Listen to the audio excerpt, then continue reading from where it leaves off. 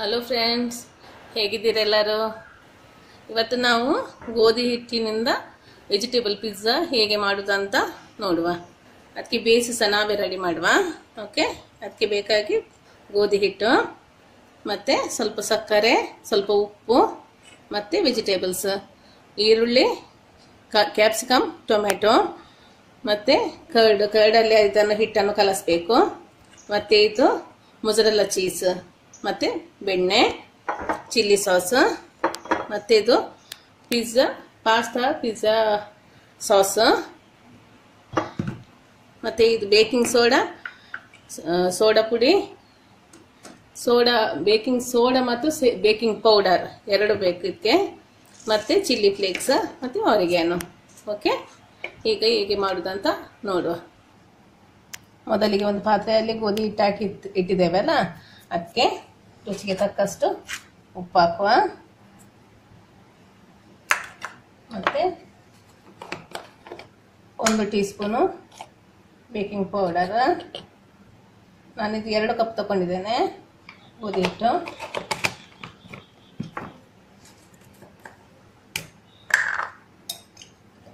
ಮತ್ತೆ ಅರ್ಧ teaspoon baking soda.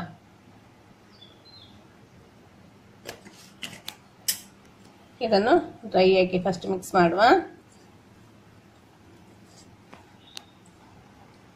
ನಂತರ 1 ಟೀ ಸ್ಪೂನು ಶುಗರ್ ಹಾಕುವ.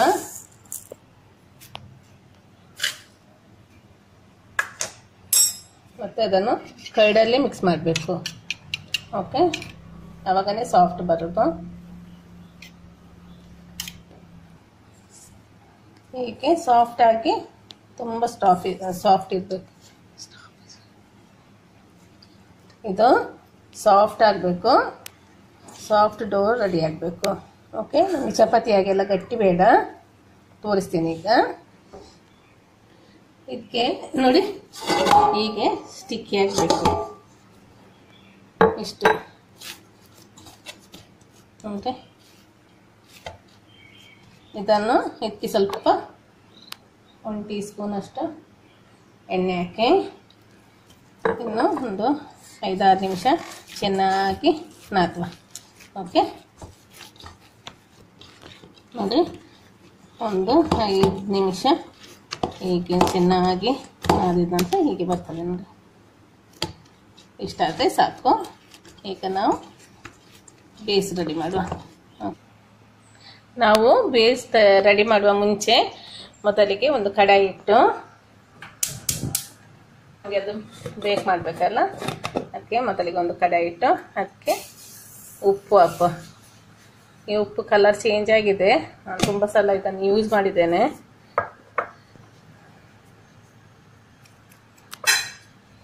ಅದಕ್ಕೆ ಒಂದು ಇಂಥ ರಿಂಗನ್ನು ಇಡುವ.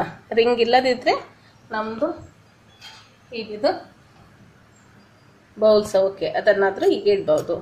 ಈಗ ರಿಂಗೆ ಉಂಟು, ನಾನಿದು ಯೂಸ್ ಮಾಡ್ತಾ ಇದ್ದೆ, ಅದನ್ನೇ ಇಡುವ. ಈಗ ಮುಚ್ಚಿ ಒಂದು 10 ಮಿನಿಟ್ಸ್ ಬೇಕ್ ಮಾಡುವ, ಪ್ರೀ ಹೀಟ್ ಮಾಡುವ. ಇಂಥ ಒಂದು ಪ್ಲೇಟ್ ತಗೊಂಡು, ಸ್ಟೀಲಿದು ಸಾಕ್ಬೋದು, ಅಲ್ಯೂಮಿನಿಯಮ್ದು ಸಾಕ್ಬೋದು.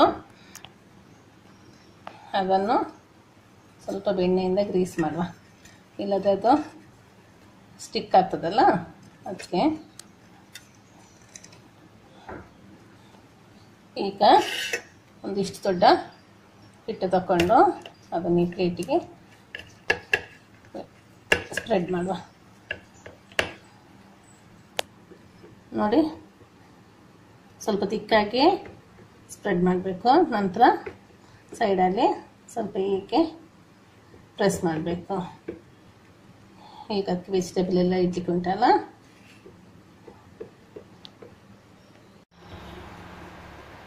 ಹೀಗೆ ಸೈಡಲ್ಲೆಲ್ಲ ಇದು ಮಾಡಿ ಸ್ವಲ್ಪ ಹೀಗೆ ಪ್ರೆಸ್ ಮಾಡಬೇಕು ಸೈಡಲ್ಲಿ. ಮತ್ತು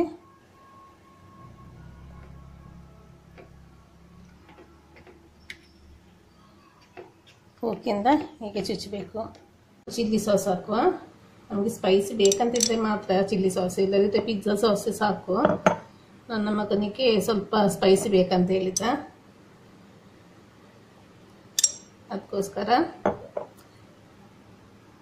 ಚಿಲ್ಲಿ ಸಾಸು ಮತ್ತು ಸ್ವಲ್ಪ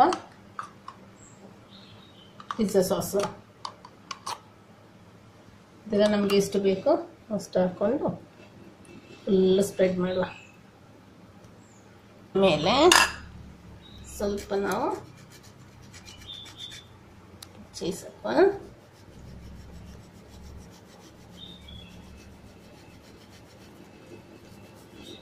ಚೀಸ್ ಎಷ್ಟು ಆಗ್ತದೆ ಅಷ್ಟು ಚೆನ್ನಾಗಿ ಬರ್ತದೆ. ಓಕೆ, ಮಕ್ಕಳಿಗೆ ಅಂತಲ್ಲ, ದೊಡ್ಡವರಿಗೂ ಚೀಸ್ ಅಂತ ಹೇಳಿದ್ರೆ ಇಷ್ಟ. ಅದಕ್ಕೋಸ್ಕರ ಸ್ವಲ್ಪ ಜಾಸ್ತಿ ಹಾಕುವ. ನನ್ನ ಮಗನಿಗಂತೂ ಕೇಳುವುದೇ ಬೇಡ.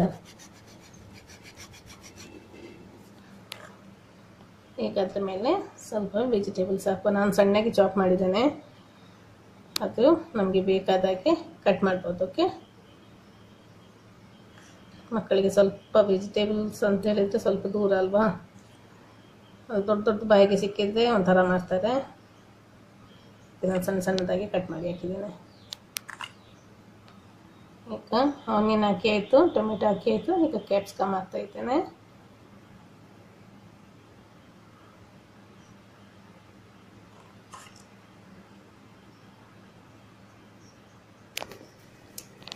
ಪುನಃ ಸ್ವಲ್ಪ ಅದ್ರ ಮೇಲೆ ಚೀಸ್ ಹಾಕುವ.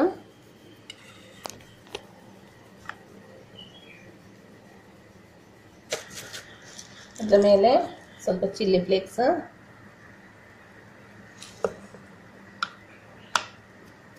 ಮತ್ತು ಸ್ವಲ್ಪ ಆರಿಗ್ಯಾನೋ.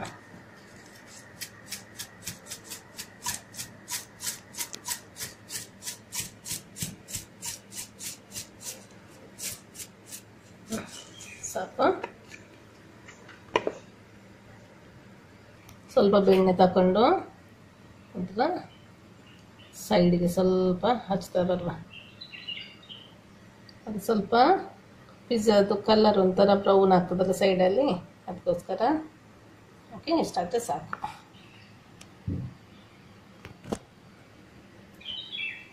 ಈಗ ಕಡಾಯಿ ಬಿಸಿ ಆಯಿತು ನೋಡಿ, ಚೆನ್ನಾಗಿ ಬಿಸಿಯಾಗಿದೆ. ಎಲ್ಲ ಕೇರ್ಫುಲ್ ಆಗಿದೆ, ತುಂಬ ಬಿಸಿ ಇರ್ತದಲ್ಲ. ಒಂದು 15 ಮಿನಿಟ್ಸ್ ಇದನ್ನು ಬೇಯಿಸುವ. ಉಳಿದ ಹಿಟ್ಟಿನಿಂದ ಸಹ ಹಾಗೆಯೇ ಮಾಡುವ. ಓಕೆ, ಅದು ಬೇಕಾಗುವ ತನಕ ನಾವು ಇದನ್ನು ರೆಡಿ ಮಾಡುವ. ನೋಡಿ, ಇಷ್ಟು ಬೆಂದರೆ ಸಾಕು. ಎಲ್ಲ ತೆಗೆಯುವ ಕೇರ್ಫುಲ್ಲಾಗಿ. ಎಷ್ಟು ಚೆನ್ನಾಗಿ ಬಂದಿದೆ. ಈಗ ಇನ್ನೊಂದು ಮಾಡಿಟ್ಟ ಪಿಜ್ಜಾವನ್ನು ಇಡುವ.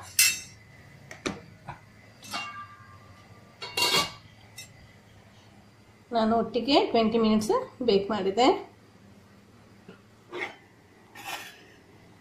ಈಗ ಬಿಸಿ ಬಿಸಿಯಾದ ಆಟ ಪಿಜ್ಜಾ ರೆಡಿ ಆಯಿತು. ಅದನ್ನು ಈಗ ಕಟ್ ಮಾಡುವ.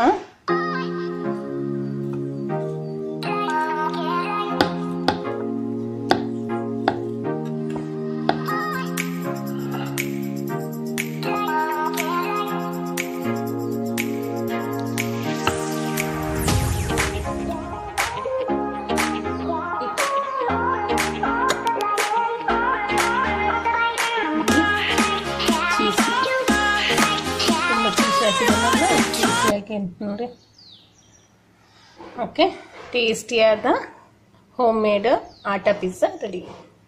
ಟೇಸ್ಟ್ ಮಾಡಿ ಹೇಳಿ. ಓಕೆ, ಬಾಯ್, ಟೇಕ್ ಕೇರ್.